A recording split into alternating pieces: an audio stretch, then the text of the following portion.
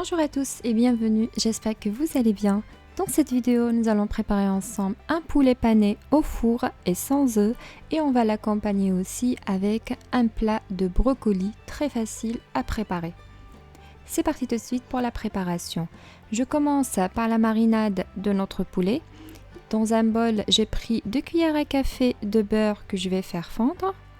Ensuite, je vais ajouter l'assaisonnement, un peu de paprika, poivre, l'ail en poudre, possible remplacé par la gousse d'ail, du curry et je mélange bien la marinade.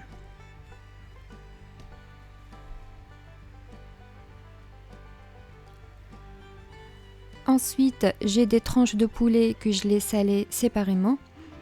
Je vais les poser directement dans cette marinade. Je mélange bien pour bien l'incorporer cette marinade à mon poulet. Et ensuite, je mets de côté. J'ai ici un bol de chapelure. Je vais directement plonger mes tranches de poulet dans la chapelure et les mettre directement dans le plat qui va au four. Quand vous voyez, la cuisson de ce poulet pané au four est très sain. En plus, c'est très bon. Cette recette est un peu différente par rapport au pané traditionnel avec les œufs et la chapelure. Essayez-la et vous allez voir, elle est très bonne et excellente en goût. Voilà, je place directement au four à 220 degrés, environ 25 minutes de cuisson. Et pendant ce temps-là, on va préparer notre plat de brocoli. Dans une poêle, je mets une cuillère de beurre, un peu d'huile d'olive et je fais cuire dedans un oignon. Voilà, ici j'ai des brocolis que j'ai déjà cuits dans l'eau bouillante et salés quelques instants.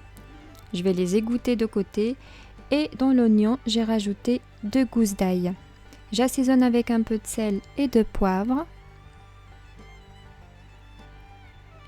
Je mijote bien l'oignon et l'ail.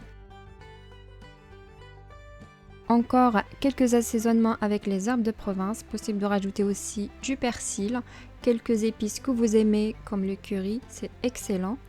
Et pour une très bonne cuisson de mes oignons et l'ail, j'ai rajouté 50 ml d'eau. Je laisse mijoter quelques instants aussi et ensuite je vais rajouter des brocolis qui sont déjà égouttés et je les ai légèrement écrasés. C'est facultatif, possible de laisser les pièces de brocolis telles quelles.